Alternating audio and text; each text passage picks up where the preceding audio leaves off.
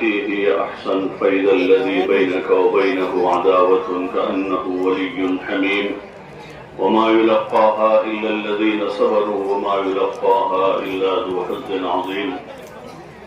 فقال تعالى: قل هذه سبيلي أدعو إلى الله على بصيرة أنا ومن اتبعني وسبحان الله وما أنا من المشركين.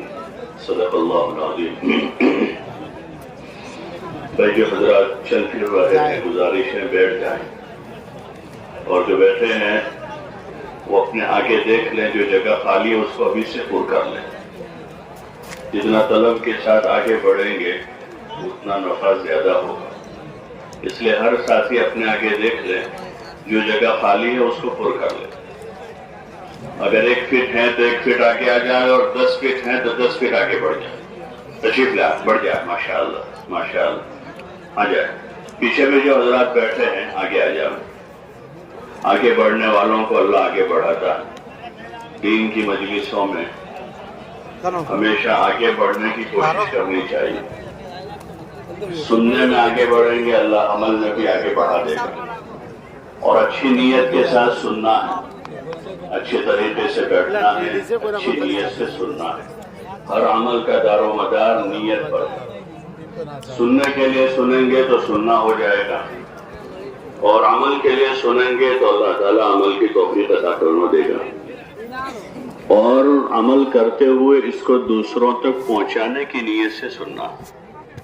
دین کی بات کا یہ حق ہے کہ اس کو اچھی طریقے سے سنا جائے، اور پھر اس پر اچھا عمل کیا جائے، اور پھر اس کو اچھی طریقے سے محفوظ کر کے دوسروں تک اس کو پہنچایا جائے، تاکہ اور لوگ بھی عمل کرنے والے، اور پہنچانے والے کو بھی اللہ تعالیٰ عمل کرنے والے کے برابر اجر دینے کا وعدہ کرتا ہے. حدیث پاک میں آپ علیہ السلام نے فرمایا: الدال علی الخیر کفاعلہ، کہ خیر کی طرف رہبری کرنے والا بھی کرنے والے کے برابر ہیں. یعنی جو آدمی عمل کرے گا، اس پہنچانے والے کو بھی اس کے عمل میں حصہ ملے گا. جو اجر اس کو ملے گا، اس پہنچانے والے کو بھی اجر ملے گا.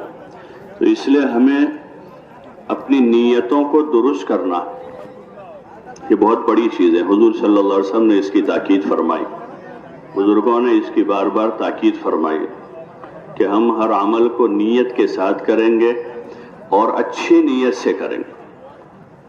حضرت مولانا علی میاں صاحب رحمۃ اللہ علیہ بڑے بزرگوں میں گزرے ہیں، فرماتے تھے کہ اس وقت بد نیتی سے زیادہ بے نیتی کا مرض ہے، کہ کوئی نیت ہی نہیں ہے. کہاں جا رہے ہیں؟ اجتماع میں جا رہے ہیں. کہاں جا رہے ہیں؟ جماعت میں جا رہے ہیں. آدمی آ رہا ہے، جا رہا ہے، لیکن نیت نہیں ہے. اور حدیث پاک میں ہے کہ ہر عمل کا دار و مدار نیت پر ہے، اور آدمی کو وہی ملے گا جو اس کی نیت میں ہوگا. انما لکل امرئ ما نوی، کہ آدمی کو وہی ملے گا جو اس کی نیت میں. تو اس لیے ہر عمل کے موقع پر ہمیں اچھی نیت بنانی ہے. نیت کرنا بھی حضور صلی اللہ علیہ وسلم نے سکھایا ہے کہ ہر عمل میں اچھی سے اچھی نیت کریں، اور اچھا سے اچھا عمل کرنے کی نیت کریں گے. ایک بیٹھنا تو ہے ہی، لاپرواہی سے آدمی بیٹھا ہے، وہ بھی بیٹھنا ہوا، اور ایک آدمی دھیان سے توجہ سے بیٹھا ہے، وہ بھی بیٹھنا ہوا. تو ان دونوں میں اچھا بیٹھنا وہ ہے جو توجہ سے بیٹھا. ایک آدمی سن رہا ہے، لاپرواہی سے سن رہا ہے، اور ایک آدمی توجہ سے سن رہا ہے. سننا دونوں کا ہوا ہے، لیکن اچھا سننا اس کا ہوا جس نے توجہ سے سنا. اچھا توجہ سے سنا ہے، اچھی نیت سے سنا ہے. تو اب عمل کی توفیق اللہ ہی کے ہاتھ میں ہے. اللہ کی ذات سے اب قوی امید ہے کہ اللہ تعالیٰ دین پر چلنے کی، دین پر عمل کرنے کی توفیق عطا فرما دے گا. جب وہ اس کی طرف سے توفیق ہو جائے گی تو طبیعت چلے گی، بشاشت پیدا ہوگی، جسم کو طاقت ملے گی، کیونکہ توفیق اوپر سے ہوئی. 80 سال کے بوڑھے کو نماز کی توفیق ہے تو 5 وقت وہ پیدل مسجد جاتے ہیں. نہیں چلا جا رہا ہے، لکڑی لے کر جا رہے ہیں. نہیں چلا جا رہا ہے، کسی کے سہارے سے جا رہے ہیں. کھڑے ہو کر نہیں پڑھی جا رہے، وہ بیٹھ کر پہلی صف میں پڑھ رہے ہیں کہ توفیق شامل حال ہے. اور 25 سال کے جوان سے جب توفیق سلب ہو جاتی ہے تو اس کے پاس چلنے کی طاقت ہے، کھڑے ہو کر طاقت نماز پڑھنے کی قدرت ہے، لیکن وہ مسجد نہیں جا پاتا. تو اس لیے اللہ کی طرف سے جب توفیق شامل حال ہوگی تو طاقت قوت بھی دے گا، ہمت بھی دے گا، بشاشت بھی دے گا، اور عمل میں طبیعت بھی چلے گی. اس لیے ہر عمل میں ہمیں کوشش کرنی چاہیے کہ اس کو اچھے سے اچھے طریقے سے کرنا ہے. اس لیے اس کو اچھا کرنا ہے کہ اللہ نے اچھا کرنے کا حکم دیا ہے. اللہ تعالیٰ نے اپنے بندوں سے اچھا عمل مانگا ہے. لِيَبْلُوَكُمْ أَيُّكُمْ أَحْسَنُ عَمَلًا الَّذِي خَلَقَ الْمَوْتَ وَالْحَيَاةَ لِيَبْلُوَكُمْ أَيُّكُمْ أَحْسَنُ عَمَلًا. اللہ وہ ہے جس نے زندگی اور موت کو بنایا ہے اس لیے کہ وہ تم کو آزماویں کہ تم میں سے اچھا عمل لے کر کون آتا ہے. تو اللہ تعالیٰ نے اچھا عمل مانگا. دنیا کی ساری چیزوں میں ہر ایک کی کوشش ہے کہ اچھا سے اچھا ہو، کھانا پینا پہننا اوڑھنا سواری، یہاں تک کہ جوتا جس کو پیر میں پہننا ہے، جس سے مٹی گروندنا ہے، لیکن وہ جوتا بھی آدمی اچھا سے اچھا پسند کرتا ہے. تو یہ تو اعمال ہیں جو اللہ کی بارگاہ میں پیش کرنے ہیں. تو اس میں اللہ کا مطالبہ بھی اچھے عمل کا ہے، اور ہماری کوشش بھی یہی ہوگی کہ ہم اچھا سے اچھا عمل کریں گے انشاءاللہ. ہر عمل کو اچھا کرنا ہے. یہ تبلیغ کا کام اسی کا ہے. کلمہ تو ہم نے پڑھا ہے، نماز بھی پڑھتے ہیں، روزے بھی رکھتے ہیں، اور بہت سارے کام ہم دین کے کرتے ہیں. تو اس کو اچھا سے اچھا کرنے والے بن جاؤ. علم کی روشنی میں اس کے صحیح طریقے پر ہمارے سارے کام ہوں. اس کی عملی مشق ہے. یہ ایمان کی بھی مشق ہیں، اعمال کی بھی مشق ہیں، اخلاق کی بھی مشق ہیں، اور اکرام و اخلاص کی بھی مشق ہیں، اور جان و مال کو راہ خدا میں لگانے کی ایک مشق ہے. یہ جو تبلیغ کا کام 4 مہینے ہے، چلہ ہے، 3 دن ہے، مقام پر محنت ہے، یہ دین پر چلنے کی عملی مشق ہے کہ دین کے ہر عمل کو حضور پاک صلی اللہ علیہ وسلم کے مبارک طریقے پر ہم کرنے والے بن جائیں. اس لیے گھر سے نکال کر یکسو کر دیا جاتا ہے کہ گھر بار کاروبار سے یکسو ہو جاوے آدمی، اور مسجد کے ماحول میں، مسجد کی 4 دیواری میں ان اعمال کی مشق کریں. اس میں دعوت بھی ہے، تعلیم و تعلم بھی ہے، ذکر و عبادت بھی ہے، اور مخلوق خدا کی خدمت بھی ہے. ان سارے کاموں کی ایسی مشق ہو جاوے کہ اب واپس آنے کے بعد یہ سارے کام اچھے طریقے سے کرنے والے ہو جاوے. اور اچھا طریقہ کون سا ہے؟ وہ حضرت نبی کریم صلی اللہ علیہ وسلم کا طریقہ. اس لیے یہاں قدم قدم پر مشق ہے، قدم قدم پر مشق ہے. یہ سفر میں سفر کے اذکار، سفر کے معمولات، سفر کی دعائیں، سفر کے آداب، اس کی مشق ہے. سفر کیسے کرنا ہے؟ سفر کی دعاؤں کے ساتھ کرنا ہے، حسن نیت کے ساتھ کرنا ہے، اس کے آداب کی رعایت کے ساتھ کرنا ہے کہ سفر میں لوگوں کے ساتھ واسطہ پڑتا ہے. کوئی 2 گھنٹے ہمارے ساتھ رہتا ہے، کوئی 5 گھنٹے، کوئی 10 گھنٹے، کوئی 20 گھنٹے. تو اس کو سلیقے طریقے سے کرنا ہے اور سنت کے مطابق کرنا ہے. تو پھر یہ ہمارا سفر ہمارے لیے بھی خیر کا ذریعہ ہوگا، اور یہ ہمارا سفر اوروں کے لیے ہدایت کا ذریعہ ہوگا. اس وقت ضرورت ہے کہ جو صحیح زندگی ہے اس کو عملاً پیش کیا جائے، جو زندگی آپ علیہ السلام لے کر آئے. حضرت صحابہ اکرام رضوان اللہ تعالی علیہم اجمعین نے حضرت نبی کریم صلی اللہ علیہ وسلم سے جو زندگی سیکھی، اس زندگی کو لے کر وہ دنیا میں چلے پھرے. اپنے علاقوں میں بھی گئے اور حجاز سے باہر بھی گئے اس زندگی کو لے کر. تو وہ صحیح زندگی ہے جو آپ صلی اللہ علیہ وسلم نے بتائی. جب وہ زندگی کو لے کر پھرے تو لوگ ان کی اس زندگی سے، ان کے اعمال سے، ان کے اخلاق سے، ان کی عبادتوں سے، ان کی دعوت سے متاثر ہوئے. اور انہوں نے اس زندگی کو پسند کیا. اسلام جو ہے وہ لوگوں پر زبردستی نافذ نہیں کیا گیا، لوگوں پر تھوپا نہیں گیا حکومت کے زور پر، بلکہ صحابہ کے چلنے پھرنے سے دنیا میں پھیلاؤ. صحابہ اس کو لے کر چلے پھرے اور ان کی عملی زندگی سے لوگوں نے اثر لیا، اس زندگی کو پسند کیا. جب اصلی چیز آتی ہے نا، اصلی چیز مارکیٹ میں چیزیں ہوتی ہیں نا، جوتا، کپڑا، سواریاں، تو اصلی چیز آتی ہے جب اصلی، تو ساری نقلی چیزیں رخصت ہو جاتی. لیکن اصلی مال آنا چاہیے، پھر لوگوں میں وہی چلتا ہے، سب کو پسند. غریب بھی وہی پسند کرتا ہے. غریب آدمی قرضہ کر کے پھر خریدتا ہے اس کو کہ یہ اصل چیز ہے. ایسے اصل زندگی وہ اسلام ہے جو آپ علیہ السلام لے کر آئے. ان الدین عند اللہ الاسلام، کہ اصل زندگی گزارنے کا طریقہ اور اصل دین جو ہے وہ اسلام ہے، جو اللہ تعالیٰ نے حضور علیہ السلام پر نازل فرمایا. الیوم اکملت لکم دینکم، جس کو اللہ نے مکمل کر دیا. واتممت علیکم نعمتی، اور جس کو اللہ تعالیٰ نے نعمت قرار دیا. اسلام جو ہے وہ ایک نعمت ہے بہت بڑی، پوری انسانیت کے لیے نعمت ہے، پوری انسانیت کے لیے. واتممت علیکم نعمتی ورضیت لکم الاسلام دینا، اور اللہ تعالیٰ کا ارشاد ہے کہ ہم نے تمہارے لیے اسلام کو دین کی طرح، دین کے طور پر پسند کر لیا، کہ اللہ کا پسندیدہ دین ہے، جو رب العالمین ہے، جو خالق کائنات ہے، اس کا پسند کیا ہوا.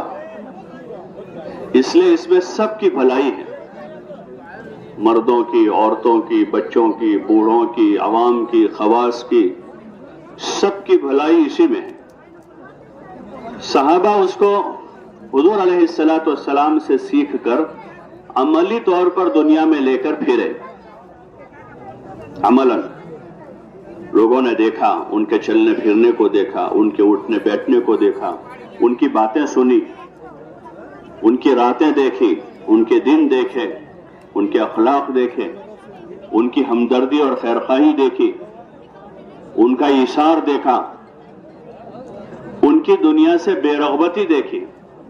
بعض جگہوں پر یہ ہوا، جب صحابہ پہنچے وہاں تو وہاں کے بادشاہ نے ان کے پاس ان کے قاصد بھیجے آدمی کہ یہ عرب کے بدو آئے ہیں، شاید بھوک کی وجہ سے آئے ہیں ہمارے علاقے میں، ان کو کھانا دے دو، ان کو کپڑا دے دو تاکہ واپس ہو جائے. ورنہ بھوکے پیاسے لوگ آتے ہیں تو پھر وہ ادم مچاتے ہیں بستیوں میں. حالات زدہ لوگ ہوتے ہیں جب، تو پھر وہ دوسرے راستے کھولتے ہیں. تو بادشاہ نے یہ سمجھا، تو انہوں نے کہلوایا کہ بھائی ہم بھوک پیاس کی وجہ سے نہیں آئے، ہم تو اللہ کے بھیجے ہوئے ہیں، اور ہم تمہارے پاس تمہاری دنیا لینے نہیں آئے، ہم تو تم کو کچھ دینے آئے. جو ہمارے پاس ہے اسلام اور دین، یہ ان کا ہدف تھا کہ جو دین ہمارے پاس ہے وہ ہمیں دینا ہے. اور اندر یقین تھا کہ کامیابی اسی پر ہے، چاہے فقر و فاقہ کے ساتھ ہے پھر بھی کامیابی.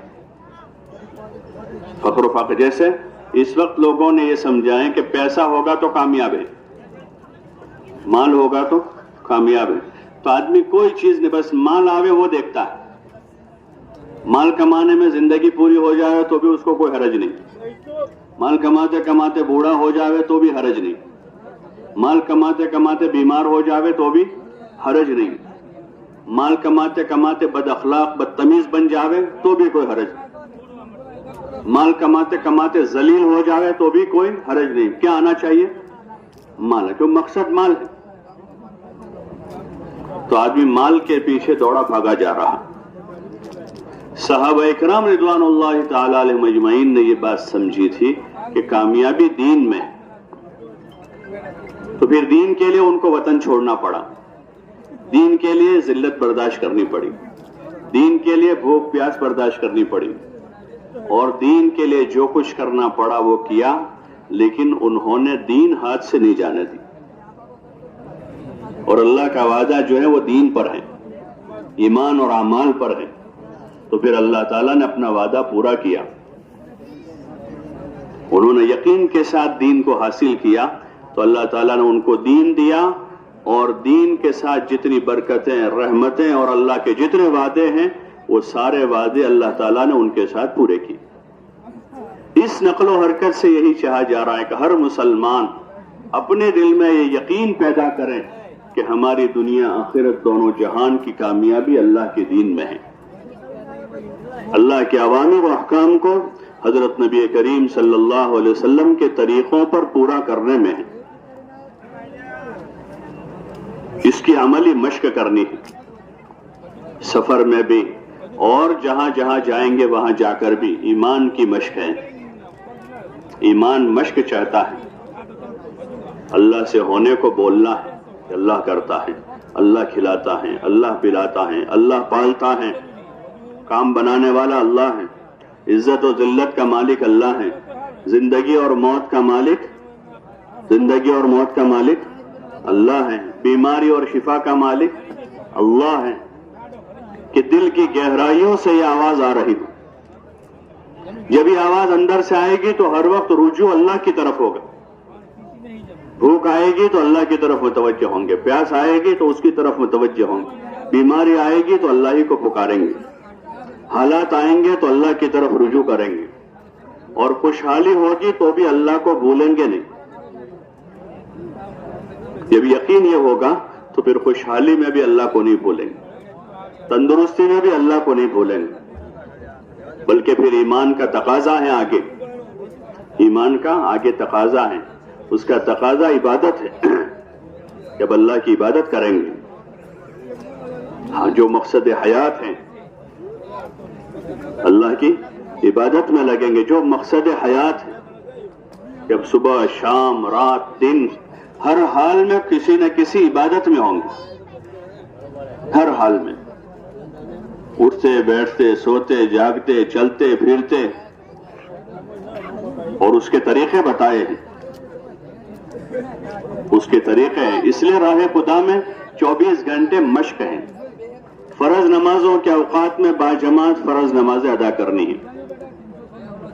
اس وقت دوسرا کوئی کام نہیں، نہ اس وقت تعلیم ہے، نہ اس وقت گشت ہے، نہ اس وقت دعا ہے، نہ ذکر ہے، بلکہ نہ نفل نماز ہے کہ فرض نماز کا وقت ہے. تو باجماعت سارے ساتھی فرض نماز ادا کریں گے، اور پھر مختلف اوقات میں ہر حال میں ہم اللہ کی یاد کے ساتھ ہوں گے، کھاتے پیتے اٹھتے بیٹھتے سوتے جاگتے چلتے پھرتے. اس لیے جو 24 گھنٹے کے معمولات ہیں، 24 گھنٹے کے جو معمولات ہیں، ان معمولات میں کہیں ذکر ہیں، کہیں دعا ہیں، کہیں دعوت ہیں، کہیں تعلیم و تعلم ہیں، کہیں خدمت ہیں. اس کو مشق کے طور پر کرنا ہے تاکہ ہم ان کاموں کے عادی بن جائیں. بزرگوں سے بارہا سنتے کہ ہمیں جو ہے ان کاموں کو اس لیے کرنا ہے کہ ہم ان کاموں کے عادی بن جائیں. اور جو دوسری عادتیں ہم کو ہو گئی ہیں جو غیر ضروری ہیں، لایانی ہیں یا گناہوں کی ہیں، وہ اچھے کام کرتے کرتے وہ تمام عادتیں جو ہیں وہ ختم ہو جائیں. اس لیے اپنے آپ کو 24 گھنٹے کے اعمال میں مشغول کرنا ہے. گھر چھوڑ دیا ہے، اپنا کاروبار چھوڑا ہے، اپنے تمام راحت و آرام کے اسباب کو چھوڑا ہے. اب ایک چیز ہے جو ہمارے پیچھے گھر نہیں رہے گی، ہمارے ساتھ چلے گی، وہ ہماری عادتیں ہیں. جس کی جو عادتیں ہیں وہ ساتھ ساتھ جائے گی. ایسے نفس اور شیطان ساتھ جائے گا. آدمی جہاں جائے گا اس کے ساتھ نفس، شیطان اور بری عادتیں. اس سے بچنے کا راستہ یہ ہے کہ 24 گھنٹے کے اعمال بتائے ہیں، ان اعمال میں ہم اپنے آپ کو مشغول کر دیں گے. جب ان اعمال میں مشغول ہو جائیں گے تو دھیرے دھیرے ان سے ہماری نجات ہو جائے گی، عادت ہو جائے گی اس کی. اچھے کاموں کی عادت ہوگی تو برے کام چھوٹ جائیں گے. اچھے کاموں میں مشغول ہو جائیں گے تو پھر نفس و شیطان کا مکر ہمارے اوپر نہیں چل پائے گا. وہ اپنی کوشش کریں گے، لیکن ہم اچھے کاموں میں لگے ہیں، کبھی نماز میں ہیں، کبھی دعا میں ہیں، کبھی ذکر میں ہیں، کبھی سیکھ رہے ہیں، کبھی سکھا رہے ہیں، کبھی خدمت کر رہے ہیں، کبھی اللہ کے سامنے رو رہے ہیں، تو پھر نفس و شیطان کا مکر چلے گا نہیں۔ اس لیے اس راستے میں جتنے بھی اعمال ہیں اجتماعی اور انفرادی، ان عملوں کو مشق کے طور پر کرنا ہے، خالی وقت گزاری نہیں کرنی۔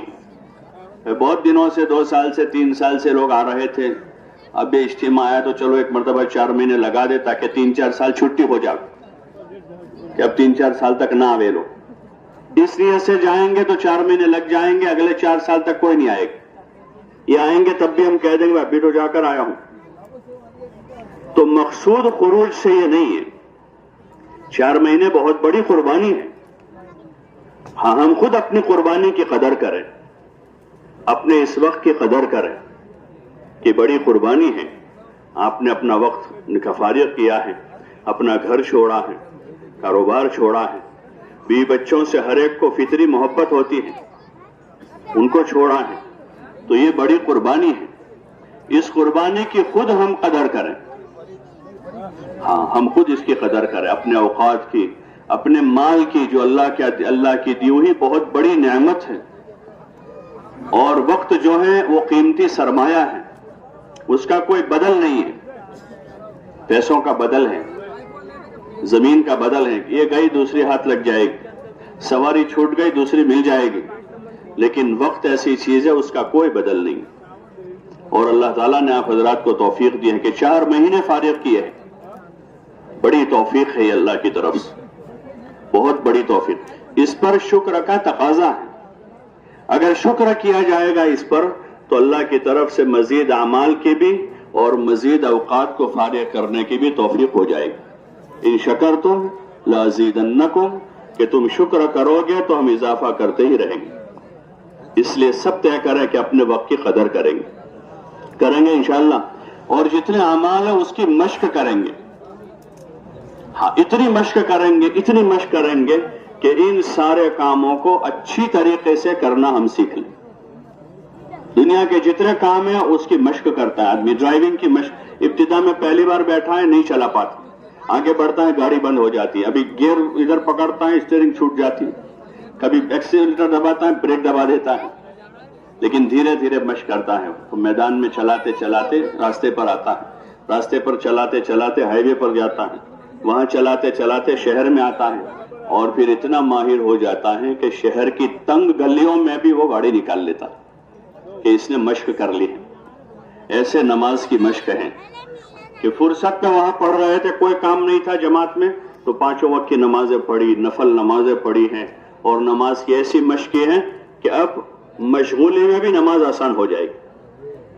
وہاں فرصت کے اوقات میں نماز پر ایسی مشق کی ہے کہ سارا دھیان توجہ نماز ہی میں لانے کی کوشش کی۔ تو شروع میں رکعت باندھتے تھے، پہلی رکعت اچھی گئی، دوسری رکعت میں خیالات آئے، پھر دھیرے دھیرے اور محنت کی، اور محنت کی، اور محنت کی، اور محنت کی، سویوں رکعتیں بلکہ ہزاروں رکعتیں پڑھتے پڑھتے پڑھتے نماز کی اچھی مشق ہو جائے گی۔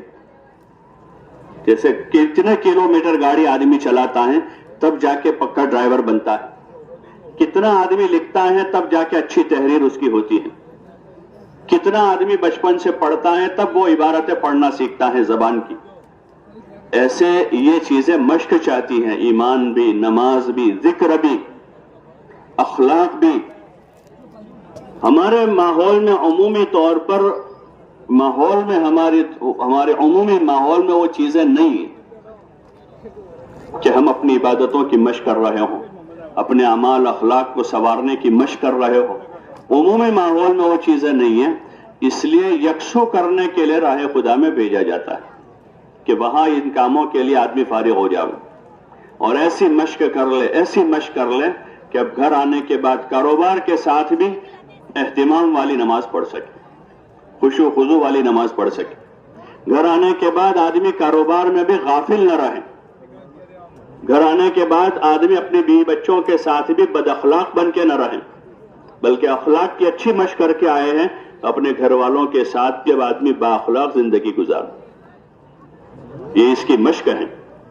اس لیے پوری توجہ اور دھیان سے روزانہ نیت بناتے ہوئے اور صبح شام رات دن نیتوں کی تجدید کرتے ہوئے ہر عمل سے پہلے نیت کریں، درمیان میں اپنی نیت کو ٹٹولیں اور عمل کے بعد اپنی نیت کی جانچ کریں کہ کیا نیت تھی، تاکہ اچھی نیت بنانے کے عادی ہو جائیں۔ یہاں تک کہ صرف عبادت میں نہیں، زندگی کے ہر کام میں کوئی نیت کے ساتھ ہمارا کام۔ کسی فقیر کو پیسہ بھی دے رہے ہیں تو کیا نیت ہے ہماری؟ کسی غریب کو زکوٰۃ دے رہے ہیں تو ہماری نیت کیا ہے؟ کسی بھٹکے مسافر کو راستہ بتا رہے ہیں تو ہماری کیا نیت ہے؟ ان سارے کاموں پر علماء نے نیت کا طریقہ بتایا ہے۔ اگر وہ اچھی نیت کے ساتھ ہیں تو وہ سارے کام جو ہے اللہ کی رضا کا ذریعہ ہیں، سارے کام طاعات ہو جائیں گے۔ اور اگر نماز میں بھی نیت درست نہیں ہے تو وہ نماز بھی وبال جان بن جائے گی، کیونکہ نیت ٹھیک نہیں تھی۔ شہادت جیسا عمل ہوا ہے حضور علیہ السلام کے زمانے میں، جس غزوے میں آپ شریک ہیں، لیکن وہ نیت درست نہیں تھی تو وہ عمل مردود ہو گیا۔ تو اس لیے ہر عمل پر نیت کی مشق کرتے ہوئے، عمل کی بھی مشق کرتے ہوئے ان اعمال کو 24 گھنٹے کی زندگی کے جتنے اعمال ہیں، نماز ہے، دعا ہے، ذکر ہے، تلاوت ہے، اور ضروری جو ہمارا دین ہے جس کا سیکھنا ہر آدمی کے ذمہ فرض ہے، جو بنیادی چیزیں ہیں ایمان سے متعلق، اعمال سے متعلق، اخلاق سے متعلق، اپنی معاشرت سے متعلق، اپنی آخرت سے متعلق جو بنیادی ضروری باتیں ہیں، وہ موٹی موٹی باتوں کو سیکھنا سکھانا ہے اور مزید علم کی طلب پیدا کرنی۔ علم تو جتنا سیکھے تھوڑا ہے، جتنا سیکھے تھوڑا ہے۔ آپ علیہ السلام کو اتنا سارا علم دیا گیا اور کہا کہ آپ کو جتنا دیا گیا ہے وہ تھوڑا ہے، اور جتنا آدمی سیکھے وہ تھوڑا ہے۔ مال جتنا کماتا ہے کم پڑتا ہے، جتنا آدمی کماتا جاتا ہے کم ہی پڑتا ہے، اور سب کو سمجھ میں آتا ہے۔ لیکن دین کے امور، عبادت اور اعمال اور علم میں آدمی کو جب تھوڑا حاصل ہو جاتا ہے تو سمجھتا ہے بہت ہو گیا۔ تھوڑی عبادت ہو جاتی ہے، آدمی صاحب بہت کر لیا ہے۔ تھوڑا سا علم آدمی سیکھ لیتا ہے، کہتا ہے کہ میں سب جانتا ہوں۔ کوئی مسئلہ بتا دیں کہ مجھے پتا ہے، کوئی کہتا ہے بھائی ذرا پوچھ لو اس کو اچھی طرح سے علماء سے، تو آدمی کہتا ہے مجھے پتا ہے، میں جانتا ہوں۔ تو ایسی قناعت پیدا نہ ہو، بلکہ اس راستے میں فضائل کے حلقوں میں بیٹھ کر ایمان، اعمال، علم، اخلاق کی مزید طلب پیدا ہو اور طلب پیدا ہو، علم حاصل کرنے کا، اللہ کی ذکر میں لگنے کا، اللہ کا دھیان پیدا کرنے کی، اور اپنے اخلاق کو سنوارنے کی، اپنی عبادتوں کو بنانے کی ایسی طلب پیدا ہو، ایسی طلب پیدا ہو کہ اب کسی وقت قناعت نہ ہو بلکہ ہر وقت طلب ہو۔ اور جب طلب پیدا ہوگی تو پھر ہر وقت اللہ کی طرف سے اس کا انتظام کیا جائے گا کہ طلب پوری کی جائے۔ آدمی کو پانی کی طلب ہوتی ہے تو ہر وقت اس کا انتظام اللہ کرتا ہے۔ سفر میں بھی پانی مل جاتا ہے، حضر میں بھی پانی مل جاتا ہے۔ اللہ پاک اس کی پیاس کی اس طلب پر اس کے پانی کا انتظام کرتا ہے۔ کھانے پینے کی طلب پر ہوائی جہاز میں کھانا پینا مل جاتا ہے کہ آدمی ہوا میں ہے، اور پانی کے جہاز میں کھانا مل جاتا ہے، اور جنگلوں میں کھانا مل جاتا ہے۔ ایسے جب دین کی طلب بیدار ہوگی تو پھر اللہ پاک اس کا نظام کرے گا۔ اللہ ایسے اسباب مہیا کرے گا کہ جس میں ہماری دینی ضرورت پوری ہوتی جائے گی۔ اور اگر طلب نہیں ہوگی تو آدمی مٹکے سے 10-15 فٹ کے فاصلے پر بیٹھا ہے، لیکن طلب ہی نہیں ہے تو رات سے صبح ہو گئے، ایک گلاس بھی پانی نہیں پیا، طلب ہی نہیں ہوئی ابھی تک۔ اور گرمی کے موسم میں آدمی پتہ نہیں کہاں ہے، راستے میں مسافر ہیں اور پیاس لگی ہوئی ہے، تو آدمی یہاں دیکھتا ہے کسی دکان میں پانی ہے، آگے 2 کلومیٹر جا کر پھر دکان تلاش کرتا ہے، پھر آگے جاتا ہے، تو آدمی کی طلب پر اس کو کہیں نہ کہیں سے پانی مل جاتا ہے۔ تو اس لیے اس راستے میں نکل کر مشق کرنی، ایمان کی، اعمال کی، علم کی، ذکر کی بھی مشق ہے، وہ بھی مشق آتا ہے۔ اس لیے بزرگوں نے صبح شام کی تسبیح بتائی کہ وہ ایک ابتدا اور شروعات ہے۔ تیسرا کلمہ درود شریف استغفار جو ہے کہ وہاں سے آدمی ابتدا کرے، شروعات کرے، کسی جگہ بیٹھ کر اطمینان سے اپنی تسبیح پڑھیں، دھیان جما کر پڑھیں، اور ذکر کرنے کی مشق کریں۔ دھیان جمانے کی مشق ہے، اس لیے اس کا مانا کہ دھیان کے ساتھ اگر تسبیح پڑھیں گے تو بہت جلدی دھیان پیدا ہو جائے گا، اور جتنا یکسو ہو کر پڑھیں گے اتنا زیادہ دھیان جمے گا۔ وہ تو آخری درجہ ہے کہ آدمی کو فرصت نہیں ملی، سفر میں تھا تو چلتے چلتے بھی سفر میں بھی آدمی نے پوری کر لی، ورنہ اصل چیز تو یہ ہے کہ آدمی اس کے لیے صبح شام 10-15 منٹ فارغ کر کے الگ سے بیٹھ جاوے۔ جیسے ہم اپنے تقاضوں کے لیے بیٹھتے ہیں، استنجے کا 5 بار تقاضا ہو تو آدمی 5 مرتبہ جاتا ہے، کھانے کا 3 بار تقاضا ہے تو آدمی 3 مرتبہ بیٹھتا ہے، آرام کا 2 بار تقاضا ہے اور گھنٹوں بھر کا تقاضا ہے، رات میں آدمی 5-6 گھنٹے آرام کرتا ہے، دن میں گھنٹہ 1.5 گھنٹہ آرام کرتا ہے۔ تو ایسے اللہ کا دھیان پیدا کرنے کے لیے تھوڑی دیر یکسو ہو جاؤ۔ صبح اگر فجر کی اذان اقامت کے درمیان میں بیٹھ گئے، اس وقت کوئی کام نہیں ہے دوسرا، جلدی سے فارغ ہو گئے، جلدی اٹھ گئے، تہجد بھی ہو جائے گی اور ذکر، تلاوت، تسبیح، معمولات سب پورا ہو جائے گا۔ ایسے شام کو عموماً مغرب سے پہلے آدھا گھنٹہ تقریباً فارغ ہی ہوتا ہے، مغرب سے پہلے کا وقت ہے، یا اس وقت موقع نہیں رہا تو پھر عشاء سے پہلے فارغ ہو لیں، اس وقت بھی موقع نہیں رہا تو عشاء کے بعد تھوڑی دیر بیٹھ گئے، لیکن اپنے معمولات کو پورا کرنے کی کوشش کریں گے۔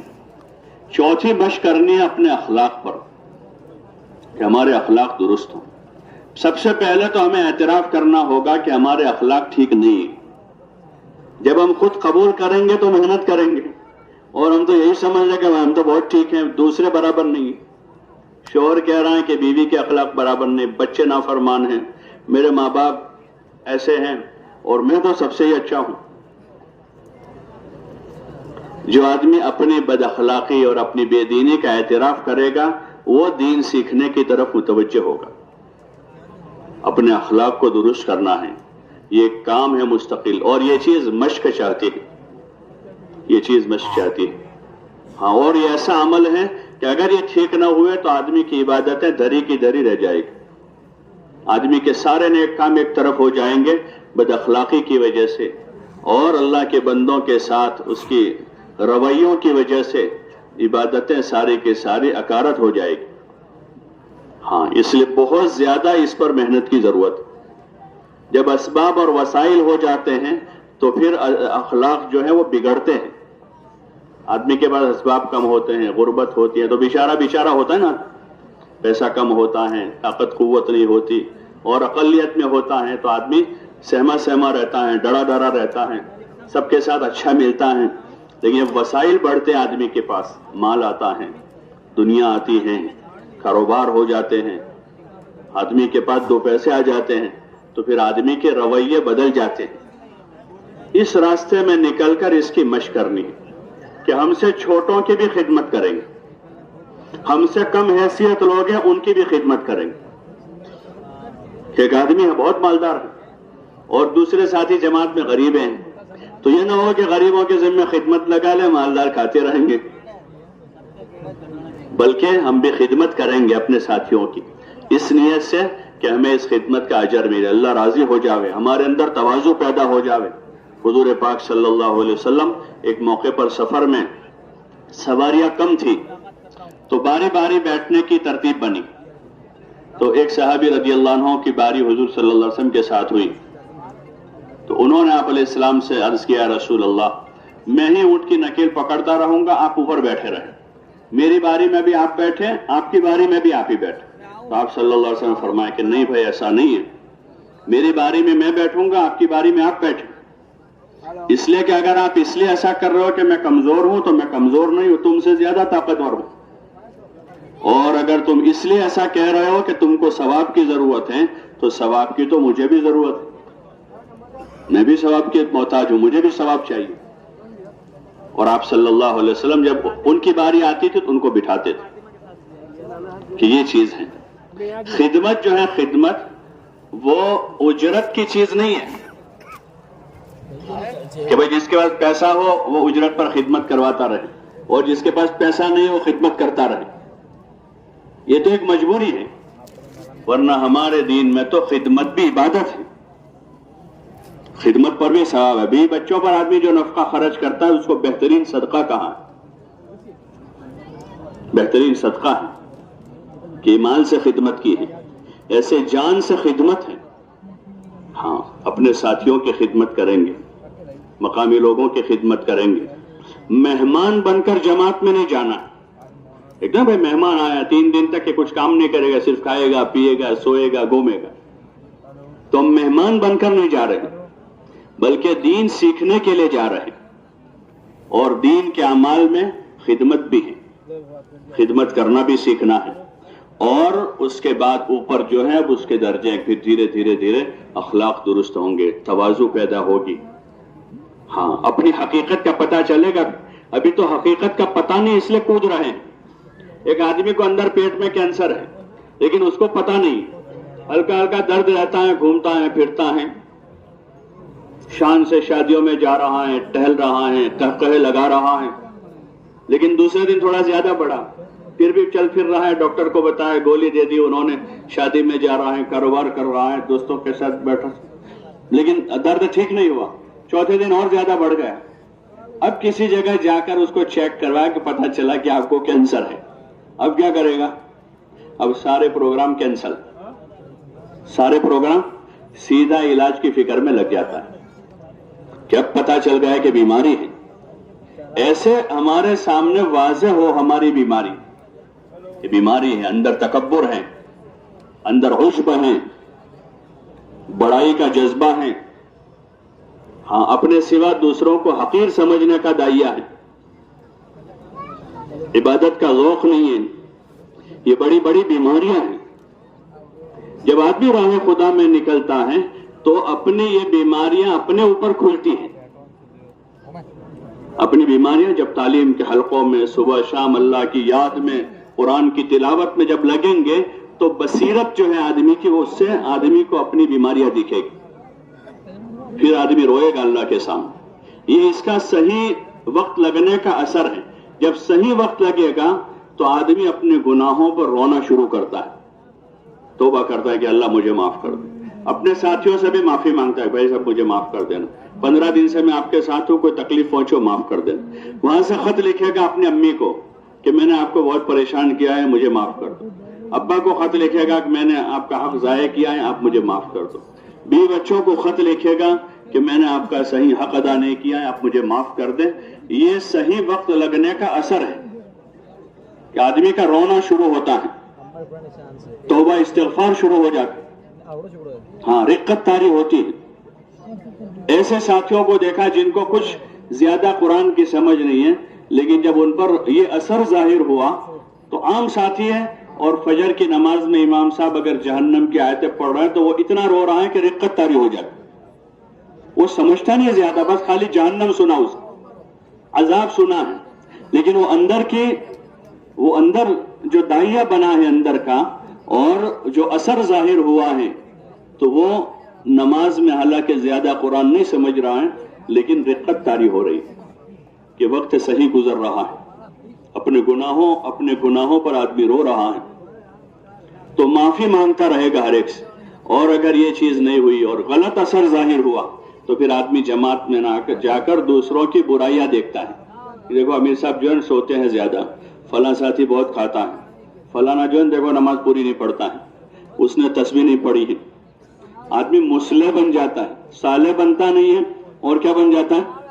مصلح بن جاتا ہے. تو پھر یہ آدمی نہ اپنا فائدہ کرتا ہے نہ کسی کا کرتا ہے, بلکہ وہ نقصان اٹھاتا ہے. اللہ ہم سب کی اس سے حفاظت فرما. اس لیے صحیح وقت گزارنا ہے, صحیح وقت گزارنا ہے اور وقت پورا کرنا ہے. اور ان عملوں کی مشق ہے. پھر اخلاص کی مشق ہے, اخلاص کی مشق کہ اپنے کام کرتے جاویں, بھولتے جاویں کہ اللہ کے لیے کیا ہے. نمازیں پڑھی, روزے رکھے, قرآن پڑھا, ذکر کیا, دعائیں مانگی, اور تنہائی میں ایسے ایسے کام کریں کہ اس کا کسی کو پتہ نہیں, کہ رات میں اٹھ گئے اللہ کے سامنے رو رہے ہیں کسی کونے میں بیٹھ کر, اور اپنے عملوں کو پورا کر رہے.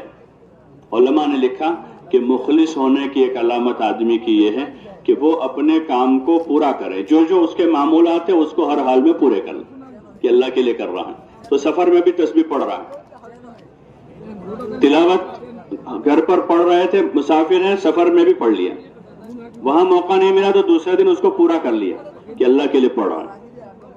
آدمی عمل پورا کر رہا ہے. کہ اللہ کے لیے کر رہا ہے تو اپنے عملوں کو پورا کرنا ہے اور اخلاص کی مشق ہے. ہاں یہ بہت دیر سے آتا ہے، جیسے پھل میں مٹھاس سب سے آخر میں آتا ہے. پھول آتا ہے، پھر پھل بنتا ہے، چھوٹا ہوتا ہے، بڑا ہوتا ہے، پھر بڑا ہوتا ہے، پھر بڑا ہوتا ہے، پھر اس کی سائز مکمل ہوتی ہے، پھر سب سے آخری چیز جو اندر جاتی ہے وہ مٹھاس ہوتا ہے پھل میں. ایسے عمل میں اخلاص سب سے آخر میں آتا ہے. مولانا یوسف صاحب رحمۃ اللہ علیہ فرماتے کہ لگے رہو، یعنی کام کرتے رہو، اخلاص اندر آتا جائے گا. تو اخلاص پیدا کرنے کا یہ راستہ ہے کہ عمل کرتے رہیں، چھوڑے نہیں. طبیعت چلے تب بھی کریں گے، طبیعت نہ چلے تب بھی کریں گے، جی چاہے تب بھی کریں گے اور جی نہ چاہے تب بھی کریں گے. کرتے رہیں گے ان سارے کاموں کو، روزانہ کے جتنے اعمال ہیں اس کو پورے کریں گے. اور چھٹی جو ہمیں مشق کرنی ہے وہ جان مال کو راہ خدا میں لگانے کی، عادت کے طور پر نہیں بلکہ عبادت کے طور پر. ایک تو عادت بن گئی 2-3-4 سال میں 1-4 مہینے لگا دیں گے اور اس میں 10-20 ہزار روپے خرچہ کر دیں گے، بلکہ اللہ کی رضا کے خاطر، اللہ کی رضا کے خاطر ہم وقت لگائیں گے. ابھی جتنا لگا رہے اس کو کم سمجھیں گے کہ جو ہمارا لگ رہا ہے یہ تھوڑا ہے، چاہے 4 مہینے جا رہے بھی تھوڑا ہے. جان مال تو اللہ کی پوری دی ہوئی ہے، وہ تو زمانے میں رواج کم ہے اس لیے 4 مہینے زیادہ لگ رہا ہے. ورنہ حضور علیہ السلام کے زمانے میں صحابہ کے قصے سنے ہیں، انہوں نے زندگیاں کھپائی اور اپنا مال ابوبکر رضی اللہ عنہ نے پورا مال لگایا. اور ایسے لوگ ملیں گے کہ جنہوں نے اپنا پورا مال راہ خدا میں لگایا، اس لیے کہ پورا اللہ ہی کا ہے، ہمارا کیا ہے؟ ہمارا کچھ نہیں ہے، سب اللہ کا ہے. یہ وقت لگا کر جذبہ یہ بنے کہ اور زیادہ ہم اللہ کے نام پر کیسے لگانے والے بنے. سب اللہ کا ہے، جان اللہ کی دی ہوئی ہے، مال اللہ کا دیا ہوا ہے. ہاں ہم اپنی ضرورتوں کو اللہ کا حکم سمجھ کر اس میں سے پورا کریں. کھانا کھائیں گے، آرام کریں گے، نکاح کریں گے، بیوی بچوں کے ساتھ رہیں گے، وہ بھی حکم کے طور پر. یہ اللہ کا حکم ہے اس لیے نکاح کر رہے ہیں، اللہ کا حکم ہے اس لیے بچوں کی پرورش کر رہے ہیں. تو پھر جب اللہ کا حکم سمجھ کے کریں گے تو ایسا کریں گے جیسا اللہ کہتا ہے. نکاح اس طرح کریں گے جیسے اللہ کہتا ہے، بچوں کی پرورش ایسی کریں گے جیسے اللہ نے کہی، اگر حکم سمجھ کے کریں گے. اور اگر عادت کے طور پر کریں گے تو پھر اپنی مرضی سے کریں گے. تو اس لیے جان و مال کو راہ خدا میں لگانے کی مشق ہے. ان 6 صفتوں پر صبح شام رات دن مشق کرنی ہے. تعلیم کے حلقوں میں بیٹھ کر ان کے فضائل کو سننا ہے. ہاں یہ ایک محنت ہے، یہ پوری ایک محنت ہے کہ تعلیم کے حلقوں میں جم کر بیٹھنا یہ ایک کام ہے، اس سے جی نہ چھڑاؤ. ہاں رات میں آرام کر لیں. اگر رات میں آرام نہیں کریں گے تو دن میں عمل میں طبیعت نہیں لگتی کیونکہ نیند باقی ہے. رات میں جلدی آرام کر لیں. عشاء کے بعد زیادہ نہ جاگیں. اپنا کوئی معمول باقی ہے تو ایک کونے میں بیٹھ کر معمول پورا کریں، جلدی آرام کریں. اور یہ سردیوں کی راتیں، لمبی راتیں ہوتی، رات میں جو ہے سنت کے مطابق آرام کر لیں اور صبح تہجد میں اٹھ جانا. راہ خدا میں نکلنے کے بعد بھی اگر تہجد نہ ہو تو یہ محرومی ہے کہ ہم مسجد کے ماحول میں ہیں، 24 گھنٹے انہی کاموں کے لیے فارغ ہیں. اس لیے تہجد میں اٹھ جاؤ اور اسی وقت سے دھیان توجہ سے اپنی عبادت، ذکر، تلاوت، دعا، استغفار، ان تمام کاموں کی پابندی کرتے ہوئے فجر کی نماز تک اپنے معمولات سے فارغ ہو جائیں. فجر کی نماز پڑھی، فجر کے بعد مجلس ہوتی ہے عموماً، اس میں جو ہے مختلف مذاکرے ہوتے ہیں، ایمان اعمال کی بات ہوتی ہے. اور کبھی کوئی جماعت وصول کرنی ہے، نقد جماعت ہے تو اس لائن سے ساتھیوں کو ترغیب دیتے ہیں. کبھی اجتماعی عملوں میں کمی ہے تو اس کی ترغیب دیتے ہیں. فجر کے بعد کی مجلس بڑی اہم ہے. اگر وہ مجلس مضبوط ہوئی تو دن اچھا گزرے گا پورا اعمال کی پابندی کے ساتھ. اس لیے اس کو روٹین نہ بنا دیں. کام کے کسی بھی عمل کو روٹین نہ بناؤ، اس کو اہمیت کے ساتھ لینا ہے. ہاں ہر عمل کو وقت بھی دینا ہے اور اس کو پورے دھیان کے ساتھ کرنا ہے.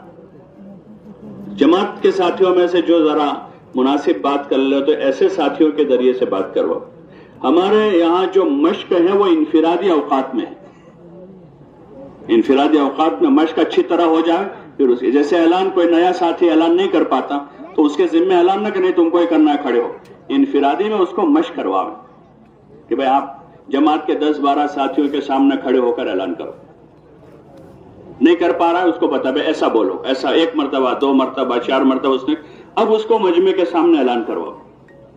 ایسے جو ہماری مجلسیں ہیں یا تعلیم ہے, ایک نیا آدمی ہے جس کو اچھی طرح پڑھنے کا ملکہ نہیں ہے تو اجتماعی حلقے میں اس کے پاس کتاب نہ پڑھا, بلکہ اس کو انفرادی میں کسی کے ساتھ بٹھائے پہ آپ روزانہ 2 حدیثیں ان کو پڑھ کے سناؤ, 2 صفحے ان کو پڑھ کے سناؤ. جب ان کو مشق ہو جائے اب ان کو اجتماعی حلقے میں تعلیم کی ذمہ داری. سیکھنا سکھانا ہے. نہ سیکھا ہوا آدمی کرتا رہے گا تو کیسا ہوگا, صحیح نہیں ہوگا اور نہ وہ سیکھ پائے گا. تو اس لیے سیکھنا سکھانا ہے انفرادی اوقات جو مستقل ایک عمل ہے. قرآن کی تصحیح ہے کہ کم از کم اتنی صورتیں جس سے نماز صحیح ہو جائے وہاں سے ابتدا کروانی ہے اور نہ پورے قرآن شریف کی تصحیح کرنی ہے تاکہ اچھے سے تلاوت کر سکے.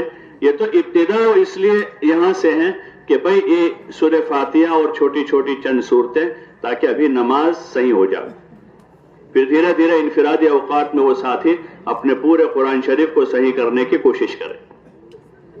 صحیح ہو گیا ہے اب دھیرے دھیرے اس میں سے یاد کرنے کی کوشش کریں. 10 صورتیں یاد ہو گئی 20 صورتیں کریں, چھوٹی چھوٹی صورتیں اما پارے کی جتنی ہو سکے زیادہ سے زیادہ یاد کر. بہت سارے ایسے ساتھی ملتے ہیں جو سناتے ہیں کہ اس سفر میں ہم نے 5 صورتیں یاد کی. ایک جماعت ابھی جا کر آئی, ایک علاقے میں کام کر کے آئی, ان سے کارگزاری پوچھی تو انہوں نے کہا بعض ساتھیوں نے پورا اما پارا یاد کر لیا. اسی جماعت کے ایک ساتھی نے سنا ہے کہ میں نے 3.5 پارے یاد کیے اپنے انفرادی اوقات میں. سیکھنا سکھانا ہے. یہ وقت اگر ہم نے اس میں نہیں لگایا تو یہ وقت باتوں میں چلا جائے. ایران توران کی باتیں ہوگی, لایانی ہوگی, سیر تفریح ہو جائے گی. اس لیے سیکھنا سکھانا ہے. اجتماعی جو حلقہ ہیں اس میں تو چونکہ نئے پرانے سب قسم کے ساتھی ہوں گے, اس لیے یہی ہدایات ہوتی ہیں کہ اس میں سورہ فاتحہ اور 10 صورتوں کی ایک آیت کر کے مشق کریں. ایک آیت کر پڑھنا آتا ہے, تجوید ٹھیک نہیں ہے تو تجوید ٹھیک کریں, مخارج کی تصحیح کریں اور ترتیل کے ساتھ جیسا ائمہ حضرات پڑھتے ہیں نماز میں اس طریقے سے. ایک تو یہ ہے کہ تیزی کے ساتھ پڑھتے جا رہے ہیں اور ایک ترتیل سے جس طرح پڑھنے کا اللہ تعالیٰ نے حکم دیا کہ اس کے مخارج کی صحت کے ساتھ اور اس کے قواعد کے ساتھ آدمی اطمینان سے قرآن شریف کی تلاوت کرے. اس طرح سے اس کو پڑھنے کی مشق جو ہے وہ اجتماعی حلقے میں کرنی ہے. باقی انفرادی اوقات میں جیسے اس موسم میں عشاء کی نماز ہو گئی, تقریباً 8 بجے نماز ہو جاتی ہے, کہیں 8:30 بجے ہو گئے. اب وہاں سے لے کر صبح صادق تک کا وقت ہمارے پاس. اگر آدھا گھنٹہ اس وقت بیٹھ گئے, جماعت میں کوئی قاری ہے, کوئی حافظ ہے, کوئی عالم ہے صحیح قرآن پڑھنے ان کے پاس, تو ان کے پاس اچھی تصحیح ہو جائے گی. یا قرآن شریف ٹھیک ہے, پڑھنا ٹھیک سے جانتے تو اپنے دیگر ضروری جو دین کی مسائل ہیں, حضرت مولانا الیاس صاحب رحمۃ اللہ علیہ فرماتے تھے کہ میں چاہتا ہوں کہ ہر جماعت میں ایک قاری ہو, ایک عالم ہو, تاکہ نکلنے والے قاری سے اپنا قرآن ٹھیک کریں اور عالم سے اپنے دین کے ضروری مسائل سیکھ لیں, اپنی ضروری جو باتیں ہیں, تاکہ زندگی ان مسائل کی روشنی میں گزرے. اس لیے سیکھنا سکھانا ہے. ہاں وضو سیکھنا ہے. تو عثمان رضی اللہ عنہ ایک مرتبہ کہا کہ جس کو حضور صلی اللہ علیہ وسلم کا وضو دیکھنا ہے میرا یہ وضو دیکھ لے. حضور صلی اللہ علیہ وسلم کا وضو ایسا تھا. علی رضی اللہ تعالیٰ عنہ نے ایک مرتبہ نماز کے بعد پانی منگوایا تو لوگوں نے کہا امیر المومنین آپ نماز تو پڑھ چکے ہیں. تو فرمایا کہ میں حضور صلی اللہ علیہ وسلم کا وضو بتانا چاہتا ہوں, جس کو دیکھنا ہو آ جاؤ. اور وضو کر کے بتایا پورا. یہ عملی سیکھنے کی چیزیں ہیں. وضو ہے, نماز ہے, استنجے کا طریقہ ہے اور دیگر جو اعمال ہیں ان سارے کاموں کو عملی طور پر سیکھنا سکھانا ہے. سارے کاموں, سلام کرنے کا طریقہ ہے, سلام کا جواب ہے, اذان اقامت ہے اور نماز جنازہ ہے. درجہ بدرجہ دھیرے دھیرے سب سے مقدم فرائض ہیں, جو چیزیں فرض ہیں, پھر اس کے بعد دھیرے دھیرے اور چیزیں بھی, یہاں تک کہ آداب زندگی سے متعلق اور ہر کام کو سنت طریقے پر کیسے کرنا ہے اس کو سیکھنے سکھانے کی عملی مشق کرنی ہے. جو حضرات جماعتوں میں جا رہے ہیں ان کے پاس اس وقت فوراً موقع ہے. اور جو اس وقت تو نہیں جا رہے ہیں تو وہ جانے کا انتظار نہ کریں کہ جب جائیں گے تب سیکھیں گے، بلکہ ابھی سے شروع کر دیں۔ یہ حضرات تو جائیں گے 24 گھنٹے اسی کام کے لیے فارغ ہیں، اور جو گھر جا رہے ہیں تو اپنے گھر کے ماحول میں رہتے ہوئے اپنے مسجد کے مقامی عملوں کو کرتے ہوئے روزانہ اپنا تھوڑا وقت اپنا دین سیکھنے میں لگانا چاہیے۔ روزانہ تاجر آدمی ہے، نماز صحیح ہے، اپنی تجارت کے مسئلے سیکھیں۔ کاشتکار آدمی ہے، وہ اپنی کاشتکاری سے متعلق مسائل سیکھیں۔ معاشرت کو تو سب کو روزانہ واسطہ پڑتا ہے، گھریلو زندگی ہے، معاشرت ہے، لوگوں کے ساتھ کے تعلقات ہیں، تو وہ ہمارا بنیادی دین ہے۔ ہاں، ورنہ بہت ساری عبادتیں، جیسے حدیث پاک میں آپ علیہ الصلوۃ والسلام نے فرمایا کہ حضور صلی اللہ علیہ وسلم نے صحابہ سے پوچھا من المفلس، مفلس کون ہے؟ تو صحابہ نے کہا یا رسول اللہ من لا درہم لہ ولا دینار لہ، کہ جس کے پاس درہم و دینار نہیں ہے وہ آدمی مفلس ہے۔ ظاہری جواب تو یہی ہے۔ تو آپ صلی اللہ علیہ وسلم نے فرمایا کہ نہیں، میری امت کا مفلس یہ نہیں ہے، میری امت کا مفلس وہ ہے جو قیامت کے دن پہاڑوں کے برابر نیکیاں لے کر آئے گا، پہاڑ کے برابر، لیکن اس نے کسی کا حق دبایا ہے، کسی کا مال دبایا ہے، کسی کی زمین دبائی، کسی کی غیبت کی، کسی کو گالی دی، اس طرح کے حقوق والے اس کے ساتھ آئیں گے وہاں، اور ان کا مطالبہ ہوگا اپنے حق کا۔ تو اللہ تعالیٰ کی طرف سے ارشاد ہوگا کہ اس کی جو نیکیاں ہیں، حسنات ہیں، وہ ان کو دے دیے جائیں۔ دنیا میں ہوتا ہے نا، کوئی آدمی کسی سے پیسہ مانگتا، پیسہ نہیں ہے اس کے پاس، بھائی اس کی زمین اس کو دے دو، اس کا گھر ہے تو وہ دے دو، حکومت فیصلہ کرتی ہے کہ اس کے پاس پیسے نہیں لیکن زمین ہے تو زمین میں سے اتنی اتنی ان کو دے دو۔ تو ایسے وہاں اور کوئی چیز تو چلے گی نہیں، وہاں نیکیاں چلے گی، تو نیکیاں دلا دی جائے گی، تو فرشتے جا کر اس کی نیکیوں میں سے تقسیم کرتے جائیں گے، تو نیکیاں ختم ہو جائے گی اور حق والے ابھی باقی رہ جائیں گے۔ تو فرشتے بارگاہ خداوندی میں عرض کریں گے یا رسول اللہ نیکیاں تو ختم ہو گئی اور ابھی حق والے باقی ہیں۔ تو ارشاد ہوگا کہ وہ جو حق والے لوگ ہیں ان کے گناہ اس کو دے دو بدلے میں، اور اس کو اونھے منہ گھسیٹ کر جہنم میں پھینک دو۔ اللہ ہم سب کی حفاظت فرما کہ اس کے پاس نمازیں تھی، روزے تھے، اور پہاڑوں کے برابر نیکیاں تھی، لیکن مفلس قرار دیا گیا، مفلس قرار دیا۔ کیا ہوا کہ وہ ضرورت کا دین نہیں سیکھا، لین دین کا، تجارت کاروبار کا۔ بہت سے مرتبہ آدمی بڑی محنت کرتا ہے، دو بول بول کر اپنی ساری محنت پر پانی پھیر دیتا ہے۔ دو بول بولا، بڑی مشقت سے سامان لایا، وہاں سے بڑی محنت کی، مال لگایا، خود تھکا، اور یہاں آ کر گاہک کے سامنے دو بول جھوٹ بول گیا، دو بول بول دیے، جھوٹ بولا، یا دھوکے کی بات کر دی، یہ غبن کرنے کی بات کی اس نے، تو وہ دو بول کی وجہ سے اپنے ساری محنت پر پانی پھیر دی۔ آدمی نے کسی سے بد اخلاقی کے دو بول بولے ہیں، اور دو بول کی وجہ سے اپنی پتہ نہیں کتنی ساری عبادت وہ لیتا جائے گا۔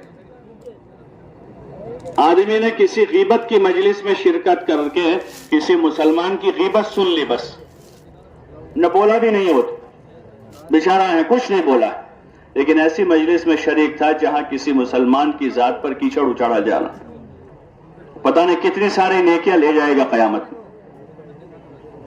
تو اس لیے ضرورت ہے کہ ہم اپنا دین سیکھیں، اور یہ اسی وقت ہوگا کہ جب ہم اعتراف کریں گے کہ ہم کو معلوم نہیں ہے، ہم کو پتہ نہیں ہے، تو پھر اس سیکھنے کی طلب بھی پیدا ہوگی، اور نیت عمل کی ہوگی تو اللہ عمل کی توفیق دے دے گا۔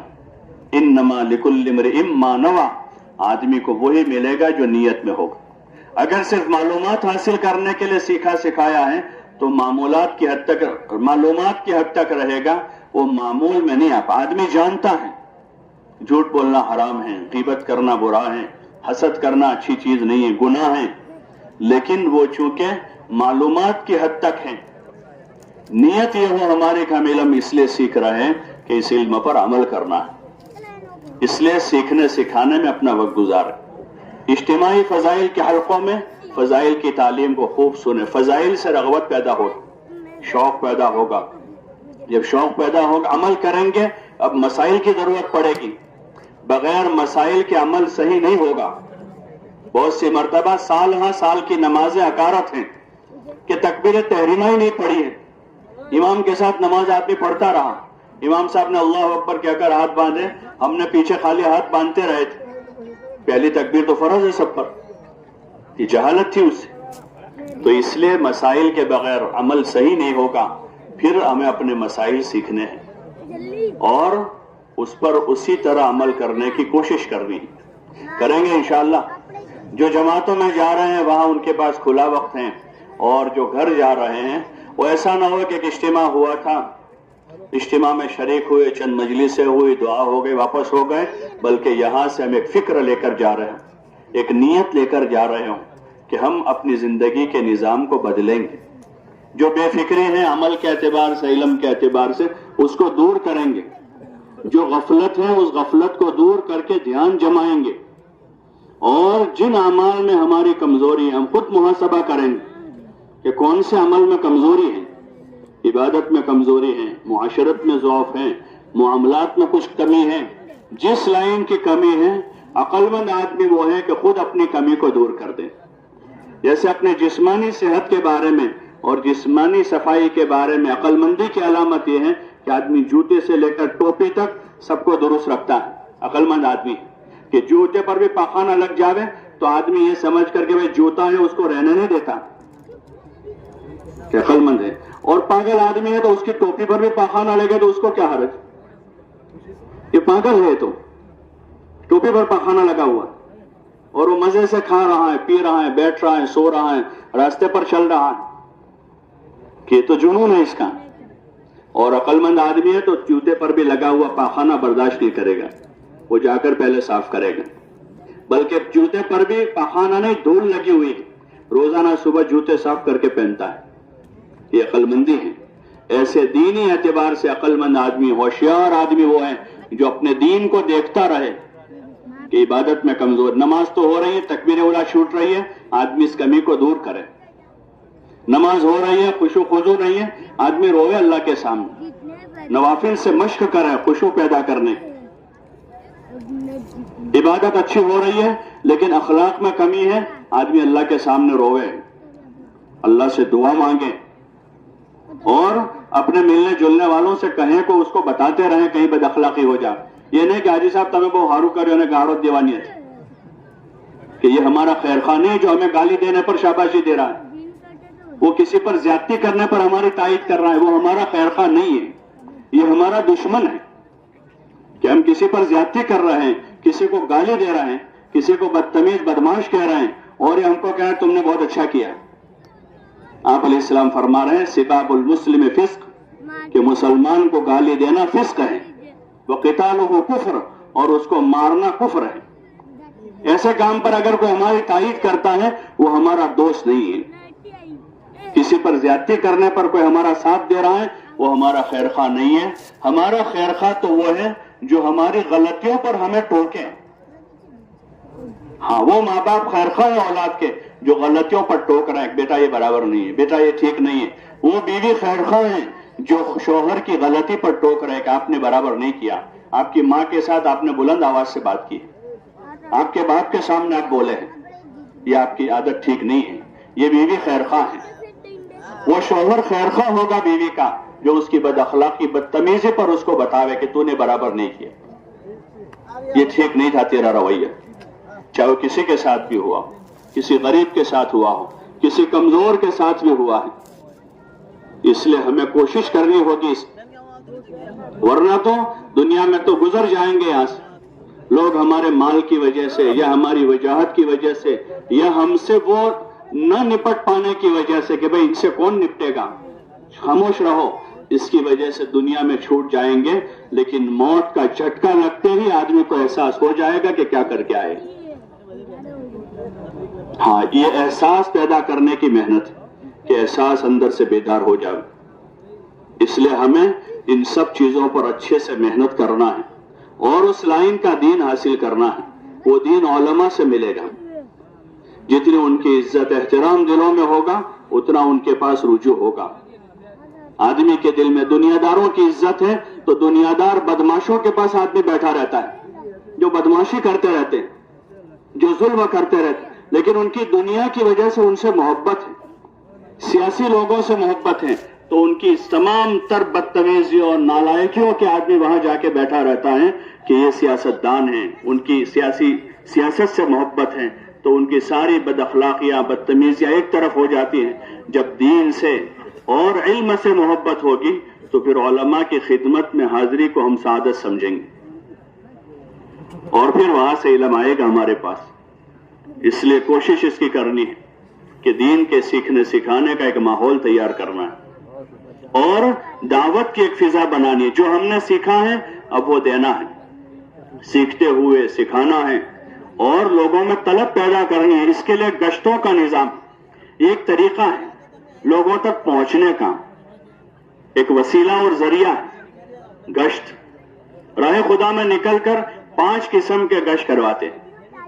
ایک خصوصی گشت ہے کہ جس میں جو ہے وہاں کے خواص، یعنی دنیاوی اعتبار سے جو معزز لوگ ہوتے ہیں، جو بستیوں پر علاقوں پر بااثر ہوتے ہیں، اور وہاں کے علماء ہیں، ان کی خدمت میں دعا کے لیے حاضری دینی ہے۔ وہاں کے دین کی محنت میں تبلیغ کے کام میں لگے ہوئے جو لوگ ہیں ان سے جا کر نصرت اور ان کو اپنی مدد کے لیے آمادہ کرنا ہے، کام کے لیے۔ یہ خصوصی گشت ہے کہ وہ کسی بھی بستی میں جاوے، اپنا سامان ایک طرف رکھ کر پوری جماعت جو ہے، اگر مکروہ وقت نہیں ہے تو 2 رکعت وضو کی، 2 رکعت مسجد کی، تحیت الوضو تحیت المسجد، 2 رکعت پڑھیے، سنت۔ ہمارے علاقوں میں متروک ہے، عربوں میں اس کا زیادہ رواج ہے، جب بھی داخل ہوتے 2 رکعت پڑھتے، وضو کرتے 2 رکعت پڑھتے۔ وہ حضرت بلال رضی اللہ عنہ والی حدیث ہے کہ جنت میں ان کو دیکھا، حضور علیہ السلام نے معلوم کیا کہ بلال ہم نے آپ کو دیکھا، کیا عمل ہے آپ کا؟ تو انہوں نے کہ جب بھی میرا وضو ٹوٹتا ہے تو وضو کرتا ہوں، 2 رکعت نماز پڑھتا ہوں۔ اس سے ہر وقت باوضو رہنے کی مشق ہو جائے گی، جس سے آدمی بہت سارے گناہوں سے بچ جاتا ہے۔ اس لیے مسجد میں داخل ہوئے، وضو کیا اور فوراً 2 رکعت وضو کی، 2 رکعت مسجد کی۔ اگر مکروہ وقت ہے تو اس وقت چھوڑ دیں، اور پھر اس کے بعد سارے ساتھی سر جوڑ کر بیٹھ جاؤ اور بیٹھ کر مشورہ کریں کہ اس بستی سے زیادہ لوگ راہ خدا میں کیسے نکلیں، اس کی ترتیب قائم کریں، جماعتیں بنائیں۔ رسمی طور پر پیپر پر نہیں کرنا ہے، کاپی میں لکھ دیا سارا، تو کاپی تو جو ہے وہ ضرورت ہے یاد رکھنے کے لیے، اس کے ذمہ کیا ہے، وہ اصل نہیں ہے، اصل کام ہے ساتھیوں کو فکر مند کر کے، ساتھیوں کو فکر مند کر کے کہ ہم اپنے مقصد میں لگے رہے، کھانا پینا اور ضروریات و ضرورت، اس کے لیے 2 آدمی خدمت کے طے کر دے تاکہ باقی ساتھی یکسو ہو جائے، چائے پکانے کے لیے، کھانا بنانے کے لیے، دسترخوان لگانے کے لیے، برتن دھو، آج 24 گھنٹے کے لیے 2 آدمیوں کو طے کر دیں تاکہ باقی 10 آدمی ان سارے کاموں سے فارغ ہو جائے اور وہ یکسو ہو کر دعوت میں، عبادت میں، اعمال میں لگے رہیں۔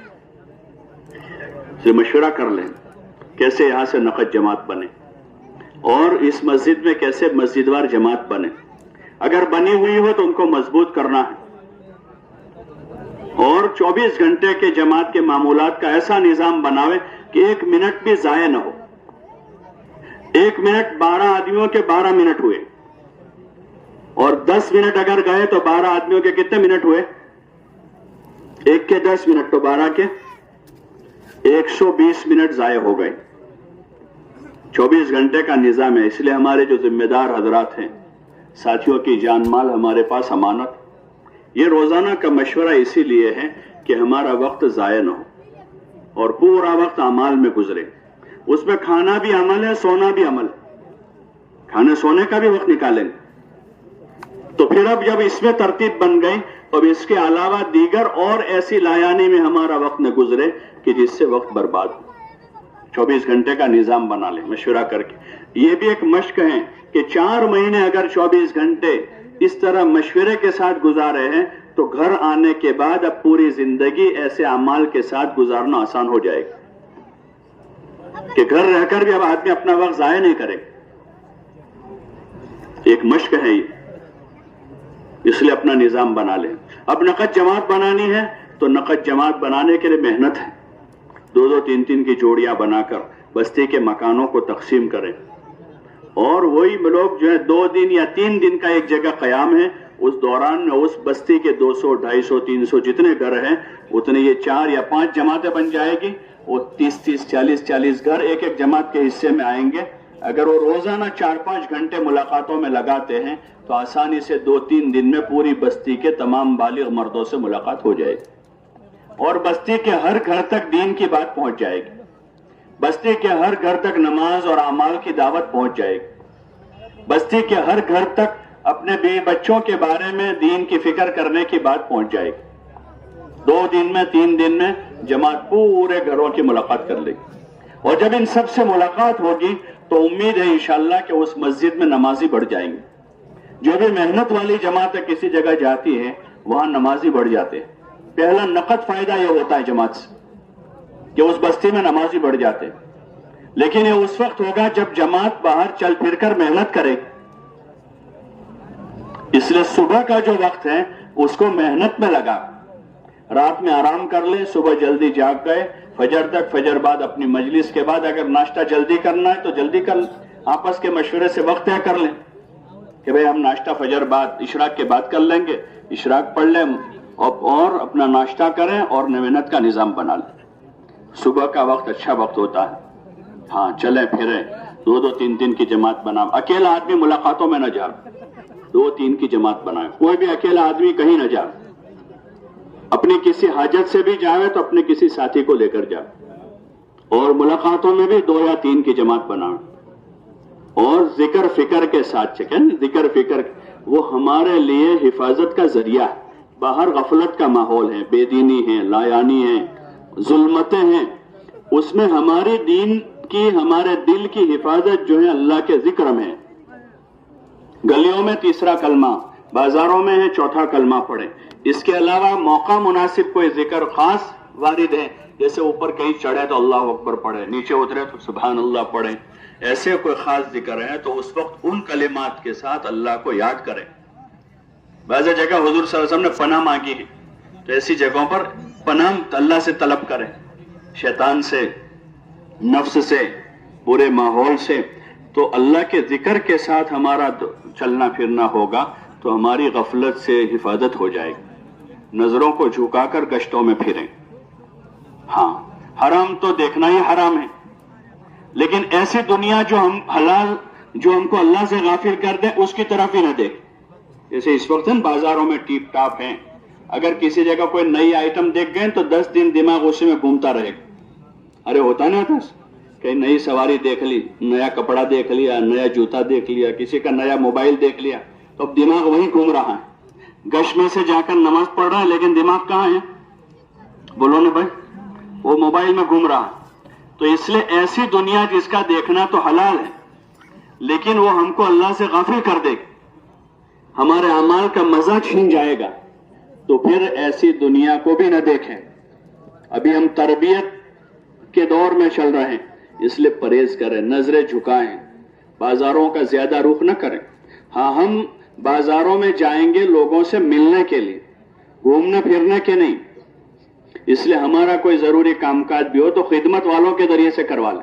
کہ خدمت والے سامان لینے جائیں گے, ہم کو بھی صابن لانا تھا, تو ان سے کہہ بھائی آپ جاؤ تو یہ میرے پیسے لے لو اور میرا ایک صابن لے کر آ جانا.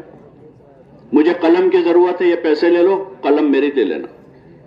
اس لیے بازاری ماحول سے اپنے آپ کو بچانا ہے. گشتوں میں جانا ہے, 2-3 آدمیوں کی جماعت بن کر جاویں, ذکر کے ساتھ, نظروں کی حفاظت کے ساتھ چلے ہم. اور لوگوں سے خوب ملنا ہے, لوگوں سے ملنا ہے, اللہ کی نسبت پر ملنا ہے, اور سب جگہ جا کر اللہ کو بولنا ہے. اس کی ضرورت ہے اس وقت کہ بازاروں میں بھی, گلیوں میں بھی, محلوں میں بھی, گھروں میں بھی, مارکیٹوں میں بھی اور زمین پر بھی جگہ جگہ جا کر اللہ کی بڑائی بولنی کہ اللہ بڑا ہے, اللہ کھلاتا ہے, اللہ پلاتا ہے, اللہ پالتا ہے. عزت و ذلت کا مالک ایک اللہ ہے, زمین و آسمان کا مالک اللہ ہے, اور کامیابی دین میں ہے, حضور صلی اللہ علیہ وسلم کے مبارک طریقوں میں ہے. اس کو خوب بولنے کی ضرورت ہے, اپنے اندر لانے کی نیت سے ہم بولیں گے. ہاں اس وقت مادہ غالب ہے دل و دماغ پر, ہاں دل و دماغ پر مادہ غالب ہے. غریب آدمی بھی کروڑ پتی بننے کی فکر میں, ہر ایک یہ سمجھ رہا ہے کہ پیسہ ہے تو سب کچھ ہے, پیسہ ہے تو سب کچھ ہے, ہر ایک یہ سمجھ رہا ہے. حالانکہ ایسی بات نہیں ہے, یہ بات غلط ہے. مادہ ہے تو سب کچھ ہے، یہ تصور دل و دماغ پر غالب ہے. ہاں، کیونکہ اسی کو بولا جا رہا ہے پوری دنیا میں. جتنے ذرائع ہیں ان سارے ذرائع کے ذریعے سے اسی کو دکھایا جا رہا ہے، اسی کی تصویریں بتائی جا، اسی کو الگ الگ پرنٹ میں بتایا جا رہا ہے، الگ الگ کلر میں بتایا جا رہا ہے، الگ الگ زبانوں میں لکھا جا رہا ہے. جوتوں کو لکھا جا رہا ہے اور کپڑوں کو لکھا جا رہا ہے اور چیزوں کو ہر جگہ، سڑکوں پر، بازاروں میں، گلیوں میں اور گھر گھر میں. تو وہی چیزیں دل و دماغ پر مسلط ہو گئی. ان گشتوں کے راستے سے مطلوب یہ ہے کہ ہم ایک ایک ایمان والے کے پاس جا کر ایمان کی قیمت بتائیں گے کہ جو ایمان کی دولت ہمارے پاس ہے وہ سب سے قیمتی ہے. اس کو منہ بھر کے بولنا ہے، روتے روتے نہیں کہ بھئی اللہ پاک نے بہت بڑا ہم پر احسان کیا ہے کہ ایمان کی دولت دی. ایسے روتے روتے نہیں، ذرا منہ بھر کے بولنا ہے کہ اللہ نے ہمیں ایمان دیا ہے. یہ ایمان سب سے بڑی نعمت ہے، دنیا اور آخرت دونوں جہان میں کامیابی کا ذریعہ ہے. جس نے کلمہ پڑھا ہے وہ بہت قیمتی ہے. ہاں، اللہ بڑا ہے تو اس کا کلمہ بھی بڑا ہے، اور جس نے کلمہ پڑھا ہے وہ کلمے کی وجہ سے بڑا ہے. یہ قیمت اللہ نے دی ہے، یہ قیمت اللہ کی طرف سے. جب تک ایک کلمے والا اللہ اللہ کہنے والا زمین پر ہوگا قیامت قائم نہیں ہوگی.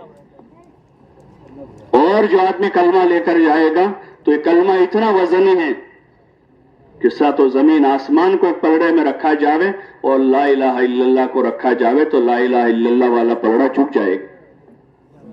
ایمان کے فائدوں کو بولنا ہے، اور دنیا کی ساری نعمتوں اور آسانیوں کا ذریعہ ایمان اور اچھا عمل ہے. یہ ایک ایک آدمی کو بتانا ہے. ہاں، کہ دنیا میں راحت کا ذریعہ ایمان اور عمل ہے. ان الذین آمنوا وعملوا الصالحات من عمل صالحا من ذکر او انثى وهو مؤمن فلنحيينه حیاتا طیبہ، کہ حیات طیبہ کا ذریعہ ایمان ہے اور اچھا عمل ہے.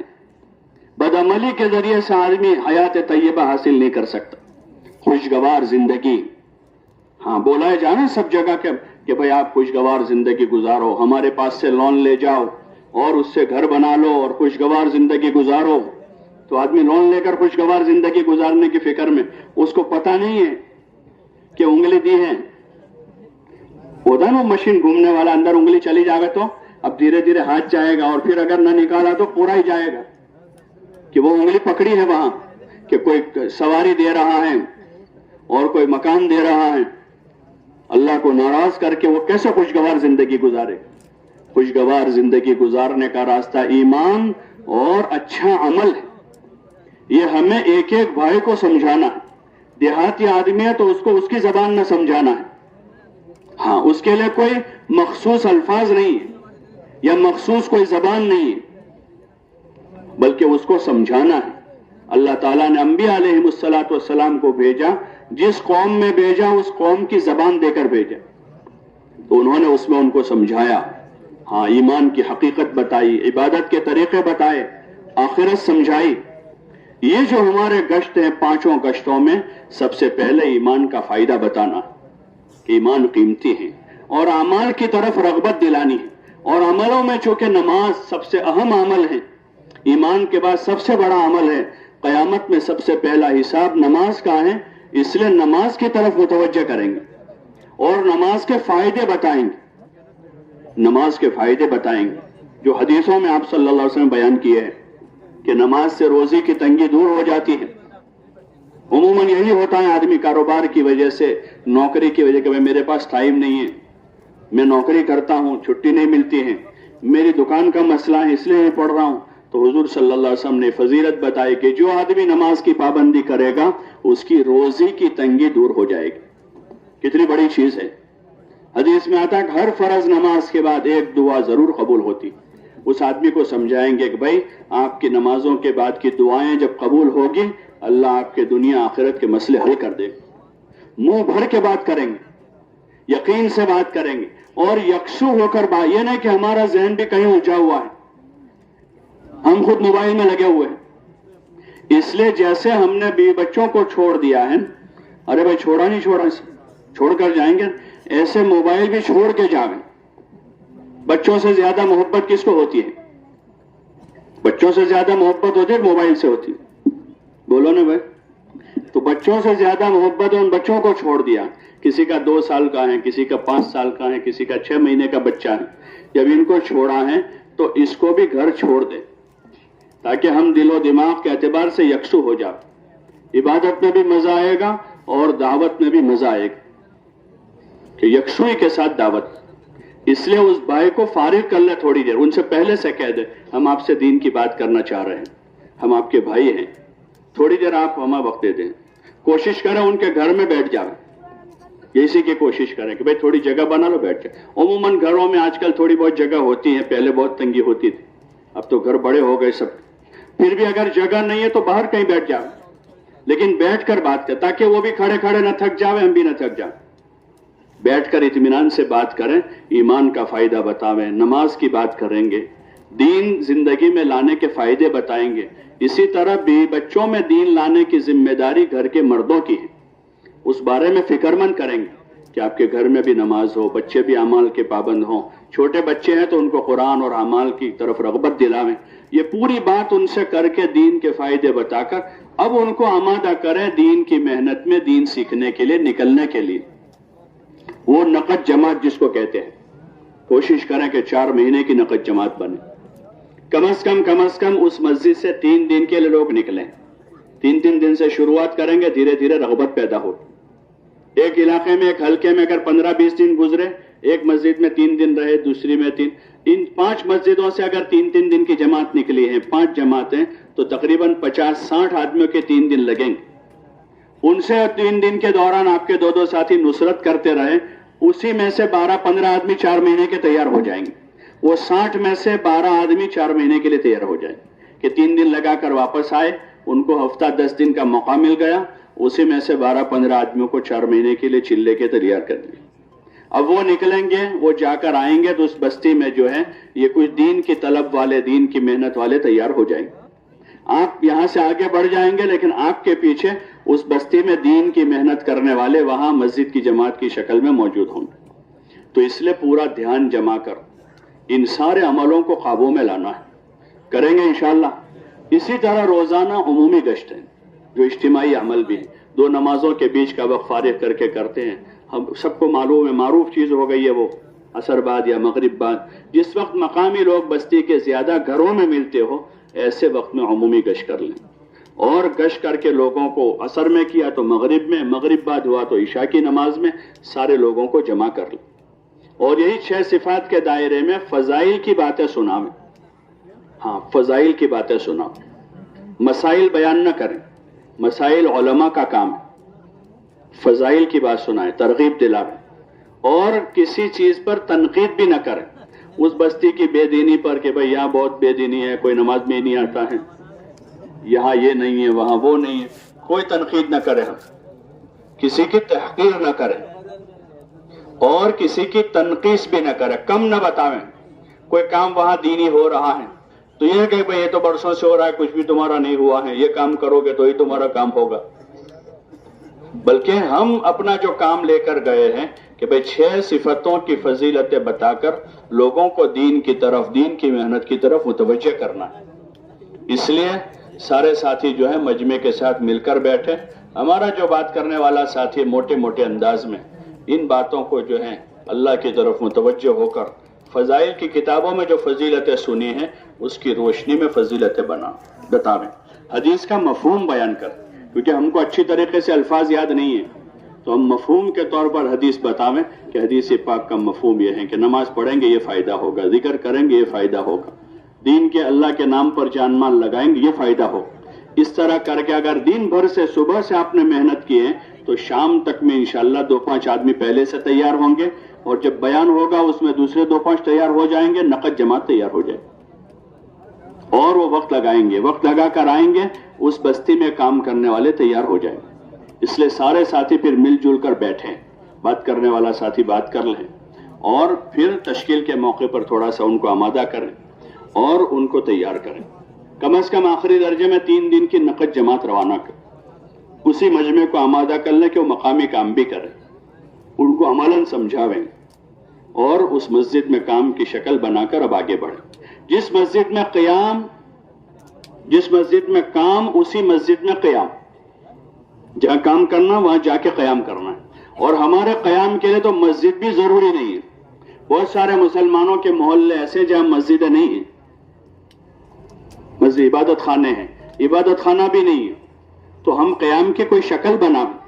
بہت سی جماعتیں کرائے کا مکان لے کر ٹھہر جاتے کہ بھائی 200-500 مکان ہیں، 50-100 مکان ہیں، یہاں کوئی مسجد نہیں ہے، مسجد 1 کلومیٹر دور ہے، وہاں ٹھہریں گے، وہاں سے آنا جانا مشکل ہو جائے گا، تو رسمی کام ہوگا، اس جگہ قیام کی شکل بنا لے، کوئی مکان کرائے کا رکھ لیا یا کوئی اور شکل قائم ہو گئی وہاں پر، تو وہاں پر قیام کر کے وہاں جم کے کام کرنا ہے۔ ایک ایک مسجد کو کام کے لیے میدان بنانا ہے اور وہاں اپنے پیچھے کام چھوڑنا ہے۔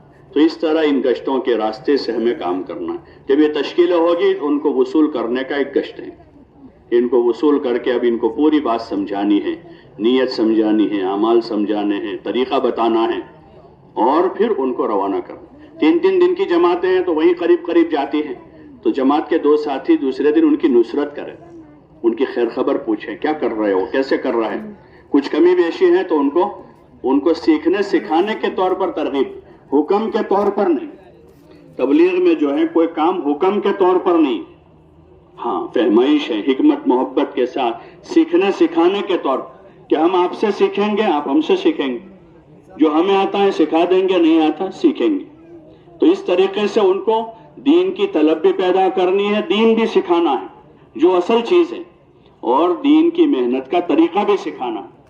صرف طریقہ نہیں سکھانا ہے، اصل چیز دین ہے، کلمہ صحیح کروانا ہے، نماز سکھانی ہے، جو دین کا اہم اجزاء ہیں، اور اس کے ساتھ اس کو سیکھنے سکھانے کا طریقہ بتانا ہے۔ اس طرح کریں گے انشاءاللہ تو تمام بستیوں میں کام کی شکل بنے گی، نقد جماعتیں بنے گی، مسجد وار جماعتیں بنے گی، ساتھیوں کے 24 گھنٹے صحیح گزریں گے تو انشاءاللہ ہر ساتھی روزانہ ترقی محسوس کرے گا، اللہ کا تعلق بڑھے گا، عبادت میں جی لگے گا، سیکھنے سکھانے کا جذبہ پیدا ہوگا، اندر جو ہے ندامت پیدا ہوگی، جو اس کا صحیح اثر ہے، عبادت کا ذوق ہے، ندامت پیدا ہوئی ہے، آدمی میں نرمی اور تواضع پیدا ہوئی، لایانی سے آدمی کو نفرت ہو رہی ہے، کہ پہلے روزانہ عشاء کے بعد بازار جانے کی فکر میں تھا، 10 دن ہو گئے، اب 10 دن کے بعد بازار جانا بند کر دیا۔ پہلے روزانہ ٹہلنے کے لیے جانے کی فکر تھی، اب 10 دن کے بعد کہ امیر صاحب اب باہر نہیں جائیں گے، یہی مسجد کے صحن میں تھوڑا ٹہل لیتے۔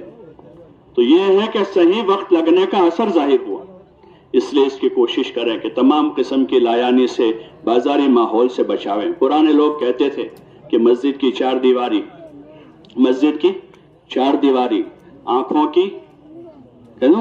آنکھوں کی پردہ داری اور راتوں کی آہوزاری اور اپنے امیر کی تابع داری، جب یہ چیزیں ہوگی تو آدمی بنے گا کہ اپنے امیر کی اطاعت کرے، جن کو بھی مشورے سے بنا دیا جائے، امیر بننے کا داعیہ نہ ہو، ورنہ اللہ کی مدد نہیں ہو، چاہے کتنا پرانا آدمی ہو، 20 سال سے جماعت لے کر جاتے، لیکن اس وقت جا رہے ہیں تو داعیہ نہ ہو کہ مجھے بنا، ہاں مشورہ والے بنا دے تو ذمہ داری لے لے، لیکن داعیہ اندر نہ ہو۔